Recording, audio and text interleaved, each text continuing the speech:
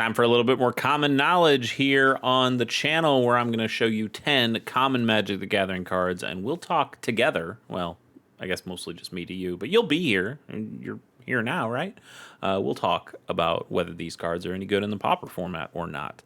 Let's see what our first card of the day is. It is Dark Lit Gargoyle, 1 and a white for a 1/2 artifact creature gargoyle that flies, and you can pay a black, and this creature gets +2, -1 until end of turn. Okay. 2 mana, 1/2 flying is not very good. We just have cheaper flyers in white than that have that exact stat line or better. You know, a core Skyfisher is a 2/3 for 2 mana. And yeah, it bounces something, and that can be a downside, but it's also mostly an upside in Pauper. But okay, let's just give it that for now. It's a 2 mana, 1/2 flyer. That's kind of bad. And you pay a black activated ability here to give +2, -1. So you can turn this thing into a 3/1 flyer. I do kind of like that. As if my guy's going unblocked, I can just pump him up, hit you for more. Or if you're going to block him and I have a chance to trade, yeah, okay, maybe I'll throw that extra mana in there and trade. I can be okay with that. But also, it's because of the way it's worded, if you bump this thing's toughness with something else, you know, put a slagworm armor or some other kind of equipment on it, or some auras, or some +1/+1 counters or whatever, you can use this multiple times a turn. So you could, if its toughness is high enough, you could pump this a lot. That could be kind of cool. It's still pretty overcosted for what it is. It's not a particularly great card in any way. But I guess it's a little bit interesting. A little bit. So we'll give it a little bit interesting score and give it a 2.4. You know? I think 2.5 is kind of like an average common. I think this is, I guess this is probably a little above average. Like the tiniest bit above average. We'll bump it up to a 2.6. And go to Harvest Tide Infiltrator. 2 and a red for a 3/2 human werewolf with trample and daybound. God, I just talked about daybound yesterday. We didn't even have a daybound card yesterday. I was just talking about it. And now here it is. Here it is. Daybound. If a player casts no spells during their turn, it becomes night next turn, which means this thing will flip over into Harvest Tide Assailant, which is a 4/4 werewolf with trample and nightbound. And nightbound says if a player casts at least 2 spells during their own turn, it becomes day next turn. Which means it would have to flip back over to the 3/2. So you're paying 3 mana for a 3/2 with trample, and depending on what happens, that thing can become a 4/4. So you could potentially pay a 3 mana for a 4/4 with trample. But because of daybound, nightbound, this thing could potentially, you know, keep bouncing back, forth, back, forth, back, forth. It doesn't even exile it off the table, so it's not even a creature coming back into the battlefield, if that matters to you, for any sort of like impact tremors effects. Like that's not going to work with this guy. He just transforms. He doesn't exile the field and then come back. And I don't know, 3 mana for a 3/2 trampler I think is pretty bad. 3 mana for a 4/4 trampler is pretty good, but again, it's not like this thing is a lock to just stay on the board like this. Your opponent has a chance to play 2 spells a turn, and then they just make this come back over to a 3/2 trampler, and it's a little easier to deal with when that's the case. And then you also have to just keep tracking night and day. Even if this creature dies, you have to keep tracking night and day for the rest of the game, and nobody wants to do that. So maybe your opponent will concede. That's probably the best thing this card can do, is just your opponent going, daybound, nightbound. Forget it, I concede. That would be the best thing possible, I think. I don't think this card's very good. I'll give it a 2.2. Buccaneer's Bravado is 1 and a red for an instant. Choose one. Target creature gets +1/+1 and gains first strike until end of turn, or target pirate gets +1/+1 and gains double strike until end of turn. Okay, sure. There are a handful of pirates that are halfway decent in Pauper. You could get the fiery cannonades out there that will also kind of be a breath weapon, except breath weapon doesn't hit dragons. Fiery cannonade doesn't hit pirates. So you could start to build something that's a little bit more pirate heavy. Remember, this is also a format that, a format that has changelings in it, which is most formats, if not all formats, have some kind of creature with changeling. Yeah, I think that's the case. So you have changelings, and those are pirates. So that's something.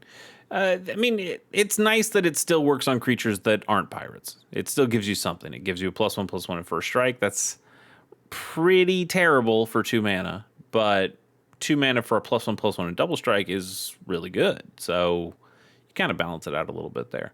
What pirates are you actually playing in Pauper?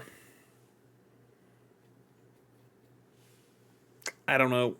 I don't know off the top of my head. At least not red ones. I can't think of any red ones off the top of my head. There's the one that when it dies, it's black, but the 1/1 when it dies, you scry 1 and you make a treasure token. That's a decent pirate. But it's a 1/1. I wouldn't want to give it double strike. That's not the reason you're here. So you're probably, it's probably more often than not going to be one of those changelings that might be a little bit more useful to you. Still, I think there's something here, and as we continue to get more pirates in the format, which will happen, pirates is a pretty frequent creature type that gets designed in these sets, especially the Ixalan sets, where pirates is a tribal theme that shows up quite a bit. So, I want to give it a okay score with room to grow. Let's give it a 3.4. Yeah, but this thing could have more prominence the more decent pirates show up in the format. It's okay. Psychic Puppetry. 1 and a blue for an instant arcane spell. You may tap or untap target permanent, and it also has Splice onto arcane for a single blue, which means as you cast an arcane spell, you may reveal this card from your hand and pay its Splice cost. If you do, add this card's effects to that spell. This, for an extremely brief time, was pretty scary in Pauper, and it is no longer. And it's all because of High Tide. High Tide got a trial unban in 2025, 2026, somewhere in there. And we had it back for a little bit, and people played it. There's some combo things that you can do, non-deterministic combos, so it's not like you just won the game on the spot. You had to run through it. But this basically would allow you to get a ton of mana.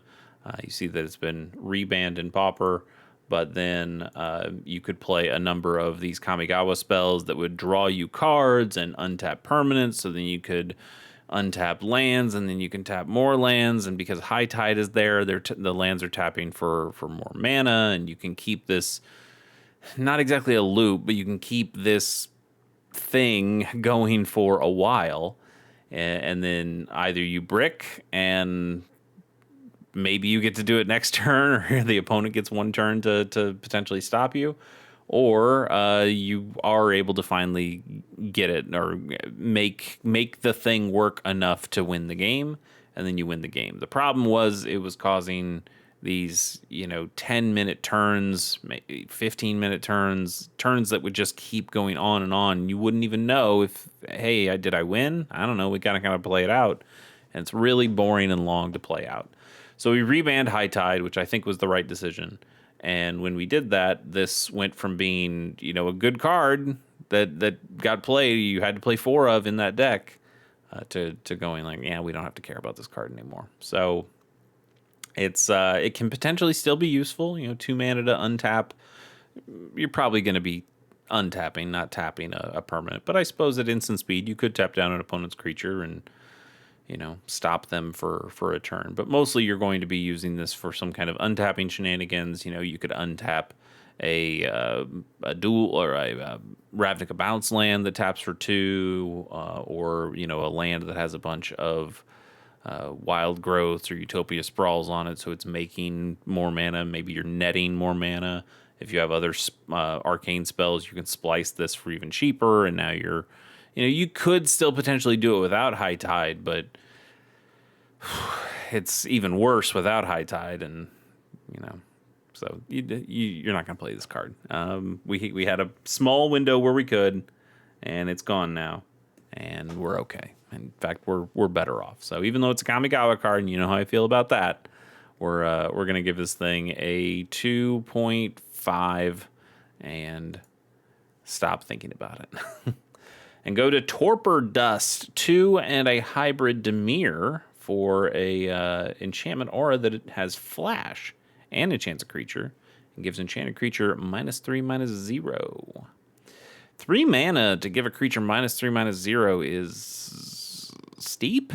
Feels pretty steep, even though it is a hybrid mana, so it can go in more decks. Still not particularly good. I guess black doesn't get this effect all that. I mean, black gives creatures -/. Blue gives creatures -power. So in the Morrow style, and like, hey, they both give minuses to creature stats, so they should be able to do this on a hybrid card. That makes sense, I suppose. The flash speed is potentially okay. The problem one is the cost. The 3 mana just is too much. The other problem is that I think for the most part, unless you are just playing this mono black, which you're not, you just kill the creature instead. If you're paying 3 mana, you should just kill the creature instead.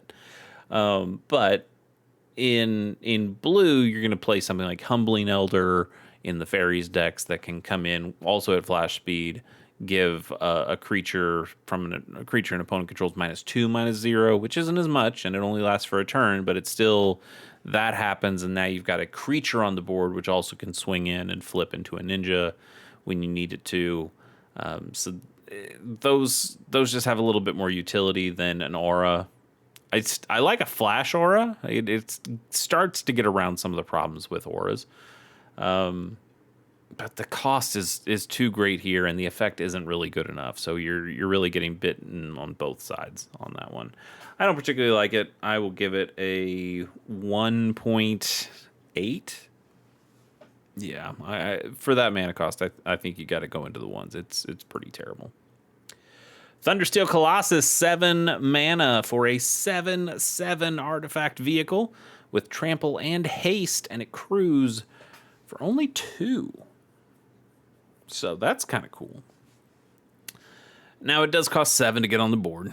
It's a little bit rough, but when it is on the board, you only have to tap a 2-power creature to turn this thing into a 7-power creature with trample and haste. That can end some games pretty quick. And then once it's on the board, you can do this turn after turn after turn, and that's pretty sweet. You can do some dirty things with Thundersteel Colossus. The problem, though, is getting it on the board in the first place, and that's something we haven't quite figured out in Pauper, at least. Now, in Modern, we see Greasefang, which is also part of the same set, and the idea that you would be able to discard this card and then be able to bring it back using Greasefang's ability, and then finding a way to either sacrifice it later, and so it goes back to the graveyard, or it goes back to your hand because of Greasefang's ability, and then you're able to discard it again. And so there's things you can do with Greasefang that's pretty cool. But without Greasefang in the Pauper format, where Greasefang is not allowed, it's a little tougher to figure out how to get this on the board in the first place. And I don't know if we've necessarily cracked that nut. You might initially go, oh, well, 7 generic mana. You know what makes 7 generic mana? Tron decks. And that's true. But like, what does Tron really want with this? You have enough big creatures that you can make in Tron that don't need to tap down. You don't have a ton of small creatures to tap down for the crew cost of the Thundersteel Colossus. You have the Pinnacle Kill Ship from Edge of Eternities, which comes in and similarly is an artifact vehicle. Well, that's a space station, but it's essentially the same. It You have that thing that also like, oh, hey, it's a big artifact that comes into play. One, that thing flies. Two, it has an ETB trigger of doing 10 damage to a creature an opponent controls. That's pretty good.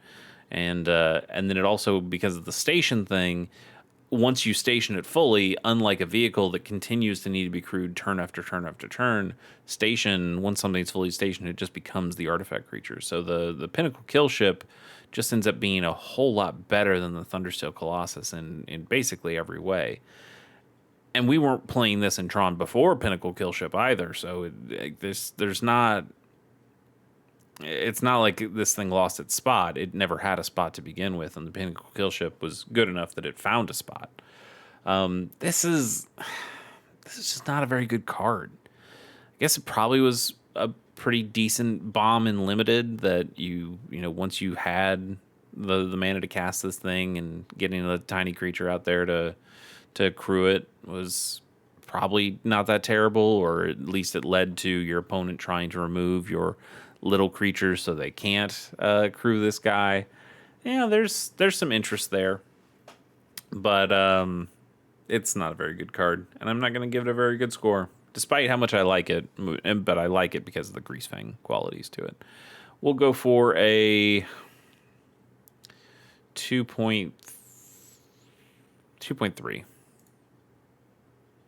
Syncopate. I was also, when I was going through and finding, this is from yesterday's episode, but I was finding those unfathomable truths from yesterday's episode. I also found a handful of the syncopates that I had, and I went, is this card actually pretty good? Maybe it's good. And it's because I still have Tron on my mind. And this could potentially be pretty good in Tron. You can spend a bunch of colorless mana for the X cost. Well, I guess we read it first. Syncopate is X and a blue for an instant. Counter target spell unless its controller pays X. If that spell is countered this way, exile it instead of putting it into its owner's graveyard. I like the exile effect. We've seen that show up on other cards and on this before, because this is actually an old card. This is really? I thought it was older than. Maybe I'm thinking of something else. Maybe am I thinking of Power? I think I'm thinking of Power Sync. That's what I'm thinking of, right? Which is a pretty similar one as well. X and a blue, counter target spell unless you pay X, but that forces more. Anyway, don't worry about Power Sync. We've already looked at Power Sync a while ago. Syncopate is somewhat similar, but it does have this exile thing, which I like. If there's a spell that you really don't want your opponent to use and you want to get rid of it entirely, there's not much better than you can do than exiling it completely, and this does that. But you have to be able to dump in enough mana so they can't pay it, and that leaves you holding up a lot of mana so you can put a lot of mana into this. So I would generally say this is not an amazing card, because for 2 blue you can just counter the spell with a counter spell. That's what counterspells do. They counter spells.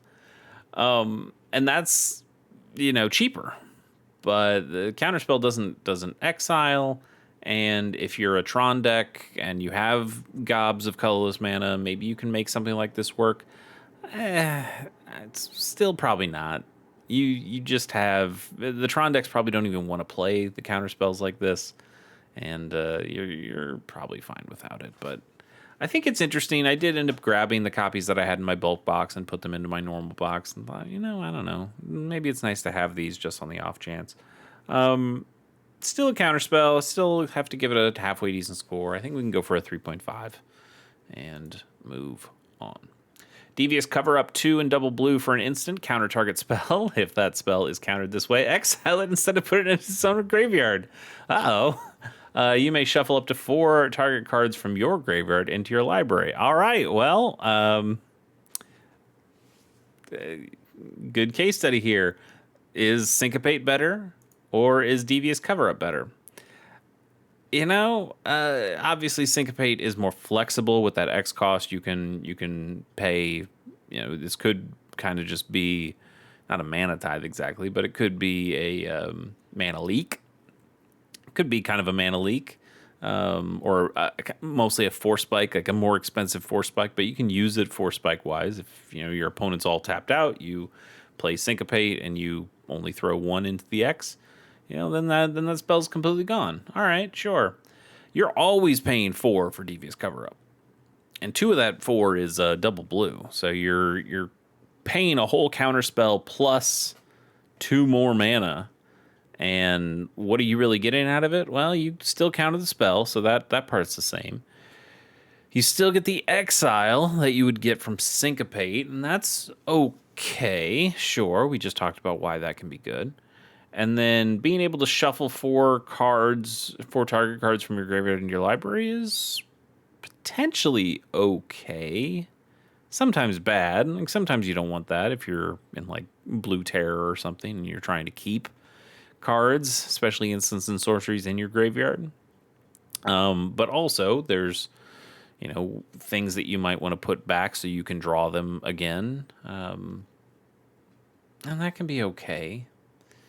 I don't think you're playing this card at all. I think you're not really playing Syncopate at all either, but I think you have a chance of playing Syncopate a little bit more than you do with Devious Cover Up. Having to have 4 mana open all the time to be able to play this, I think is a little bit steep. And the shuffle 4 cards back in from your graveyard to your library is okay, but you're not always going to need that when you're using the counterspell part of it. And if you're not using that, you're not getting the full value out of the spell, and then why are you paying 4 mana for it? So I think overall, I don't particularly like it. I think I'm going to give this a, we gave Syncopate a 3.5. I think we can give this a 2.8, and I think that shows kind of the difference in the cards. Interesting to have them come so close together that we can compare them like that. Vitalize as a single green mana for an instant. Untap all creatures you control. Well, hey, that seems okay. This seems really okay in Elves.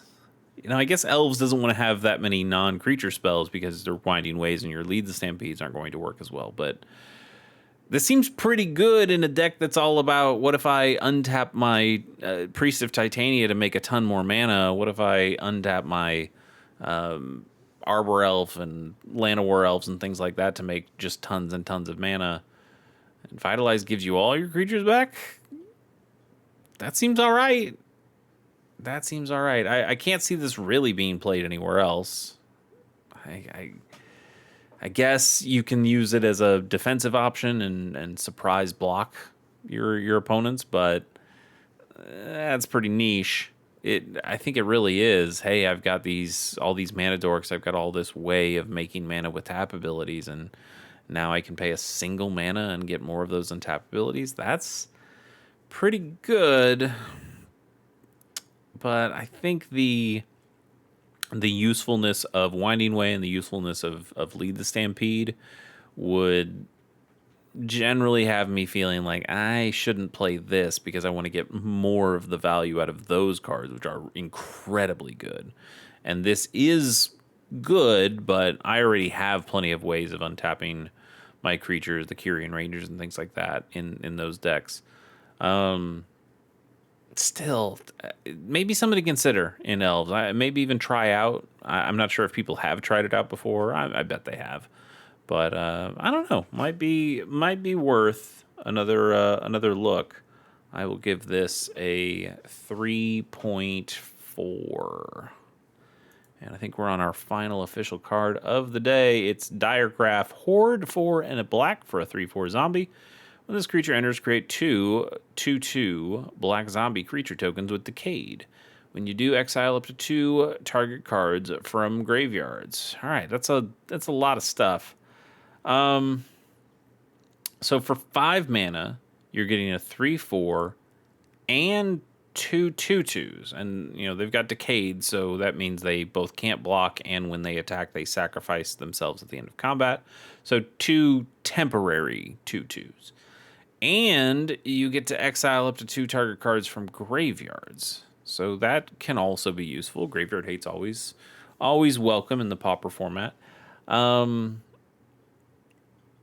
it's tough. 5 mana for, what would that be? 7, 8 worth of stats. Seems like a halfway decent deal.